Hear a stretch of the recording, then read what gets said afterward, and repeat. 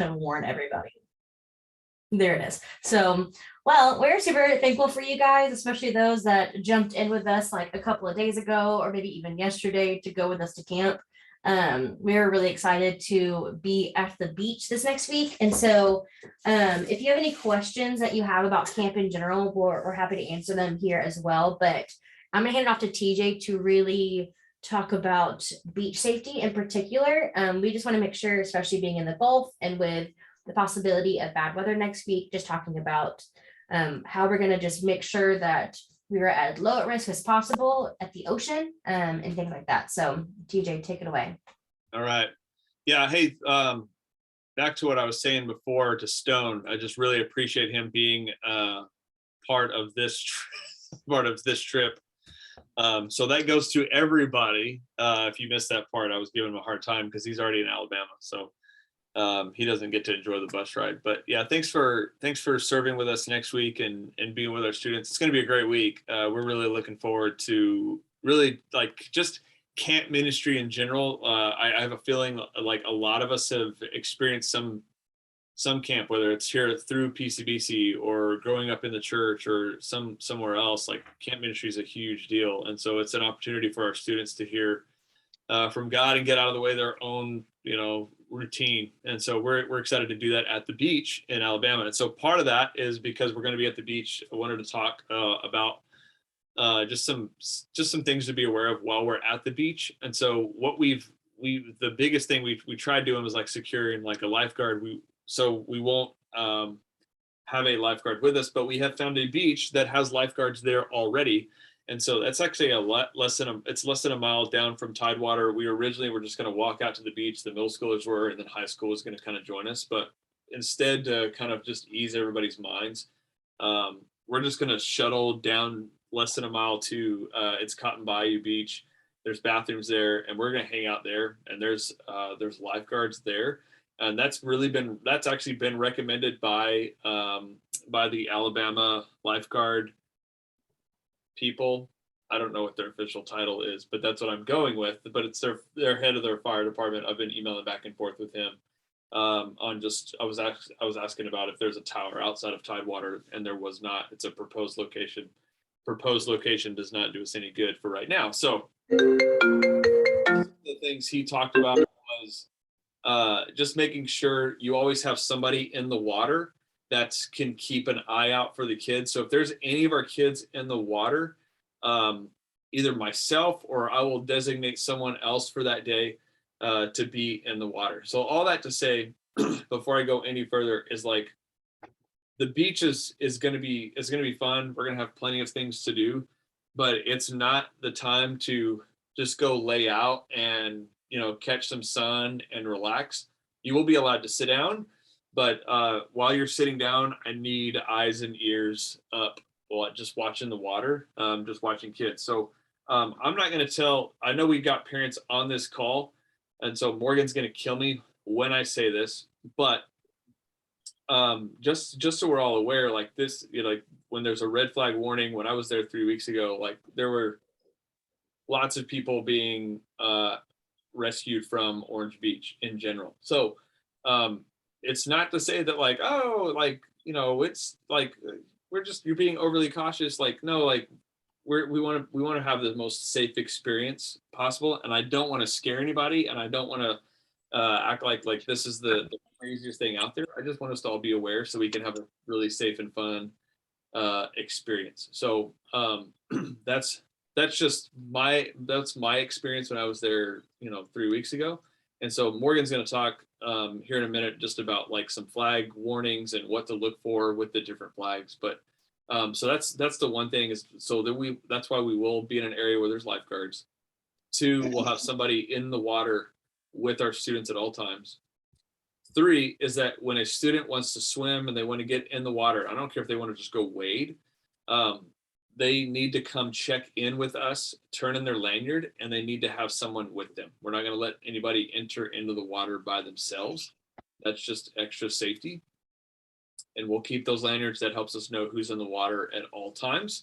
And then we'll also set some kind of boundaries of like, hey, for one, don't be trying to swim like 75 yards out away from the beach.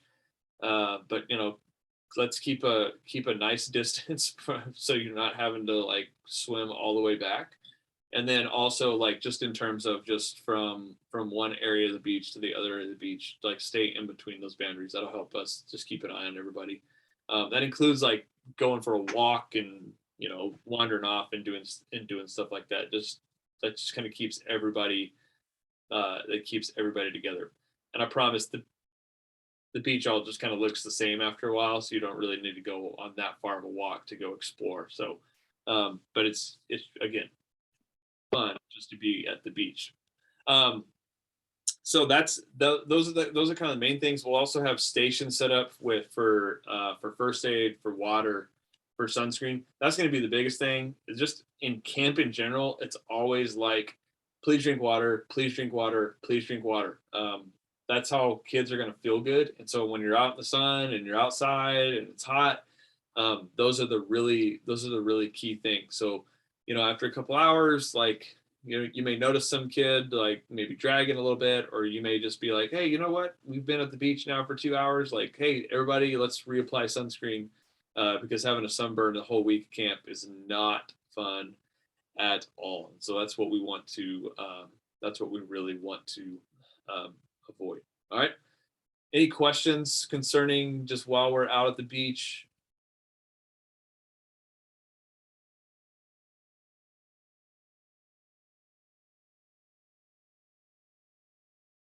How long can we sit in silence before somebody's like, I think we're good. yeah, I agree with you. I like that. Let's keep this thing moving. We love it. So just to kind of overview on the flags, and this is all going to be in your leader folder that you'll get on Sunday night whenever you arrive. And so just a reminder as well is we're asking leaders to be there at 9 o'clock. Now, for example, if you live in Alabama, you'll just meet us there on Monday. No big deal. And I'll have all your stuff there for you. But if you are heading out with us, then we'll have leaders meet at 9 o'clock in the activities building.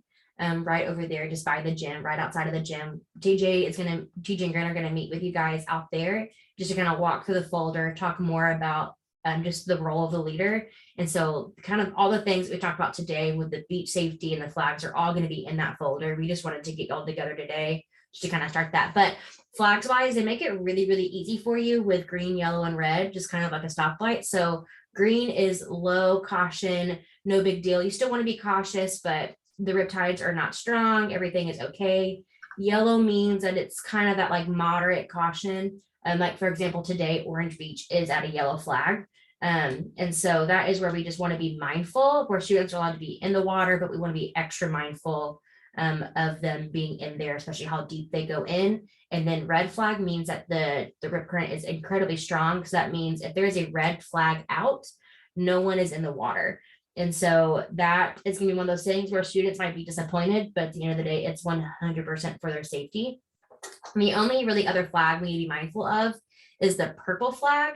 And that just means that it's dangerous marine life. So that means like there's a bunch of jellyfish, things like that, maybe a shark, who's to say, but that is kind of present in that area. And so we'll just be mindful of those as we continue at the beach every day. One quick thing too, with it being at the beach, we have checked the weather just about every day. And every day it's a little bit more disappointing. It looks like it's going to rain almost every day that we're there. And so we're going to just continue to pray that the rain is in the morning and at nighttime and not in those hours of the afternoon. So our students can at least get a couple of hours of time. But if there is bad weather during free time, we are going to just have entertainment in the condos. We're going to take games with us. We'll take movies with us. Craft stuff if they want to do things like that, just to have entertainment in their condos, things of those sorts. So just a couple of quick reminders before we answer any questions y'all have, because we want to get y'all out of this as soon as we can, is if you received an email from me that you need to do a background check and awareness training, we have to have that done by tomorrow, so we have enough time to process everything. And so please make sure you do that. The awareness training literally takes 30 minutes. Our former one used to take a couple hours. And so we are grateful for this new one. Only takes a few minutes, only takes about 30 minutes to watch the videos. And there's a quick quiz at the end, again, that just shows us that you watched it. And so that is super important to us. We want to make sure that every adult on our trips are all approved and safe. That's not just for our students and our families, but it's also for you as well. And so we want to make sure we do all of that. And if you have not done the WUFU form, that just helps me, one, know your allergies for all of our meals, as well as your favorite snacks and ways to stay caffeinated, because we also want to bless you guys while you're there. Because we know it's a free week at the beach, but you also have to be responsible for children. So we want to give you caffeine as much as possible. And so at each location of condo, there's going to be a central spot where leaders can go and get stuff for Tidewater if you're there. That is just going to be a place. It's actually going to be an empty condo. And so you'll all have the code for that.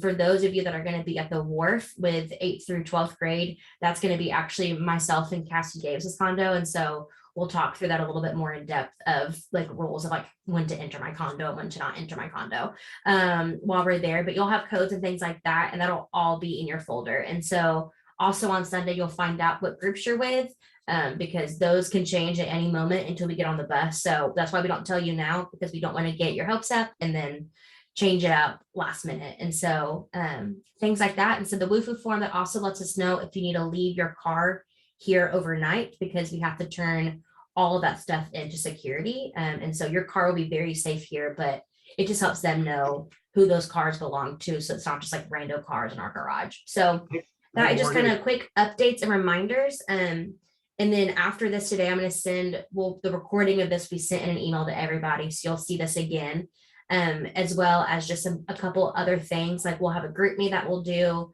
Instead of a group text, just we have a couple of Android users, so it'll be easier to do that. So we'll have a group me where we'll communicate every day. And so different things of those sorts. So is there any questions about this week that we can help answer? Hey, Morgan, Yeah. do they have a designated spot they want us to park on, like down on P3 or something like that? Yeah, so it's actually the far wall on P1. I'll give you all instructions in this Far email wall. as well, but Okay. it's like a certain section just kind of against the wall out of the way. Because it'll be after Sunday services and it'll be picked up before Sunday morning, it won't affect worship services, so we can still park on that one wall on P1. Okay. Cool. And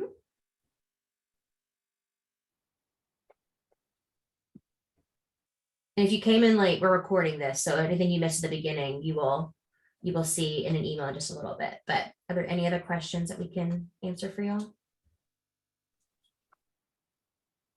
Not easy. One last thing is that YM360 form has to be notarized.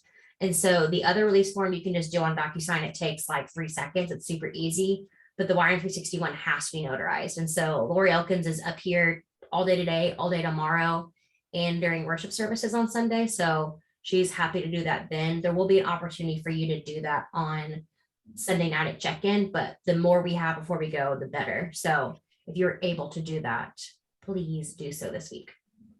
Hey, Morgan, I've got a question. Mhm. I didn't see on the schedule when we're having dinner. Is that during free time? How's that working? So yeah, thank you for asking that. So we realized that was not technically on the schedule. So cleanup time for free time is around 5 o'clock. After day one, we might end up pushing that up a little bit, just depending on weather and how tired students are being out in the sun all day.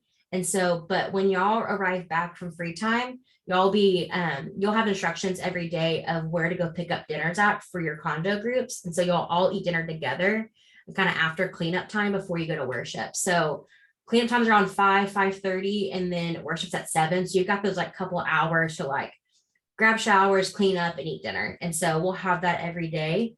And also on that, if any one of you have, outside of allergies, have like dietary restrictions, whether that's like dairy-free, gluten-free, any other like vegetarian, any other like dietary restrictions, that's helpful for me, so I can make sure that I've got a meal for you on days that might affect your restrictions.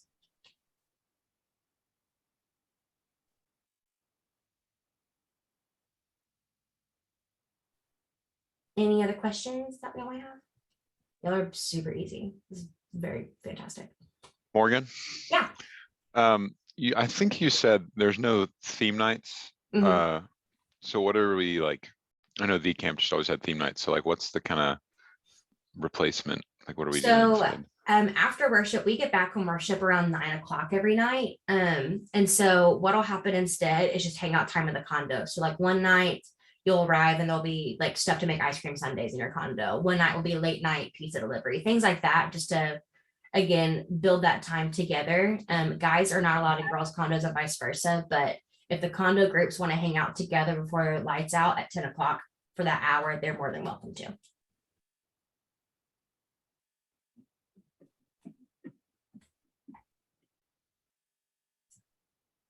Anything else?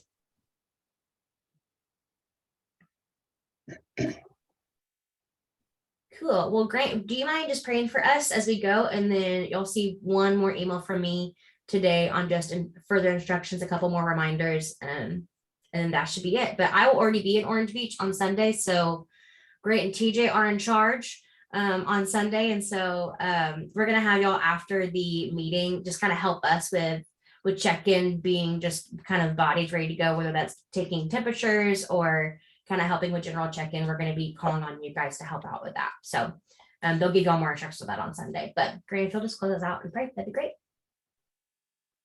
All right, cool. Let's pray. Father, thank you for today. Thank you for all these leaders here that you've brought together. And I pray that this upcoming week, students get a break from their busy summers.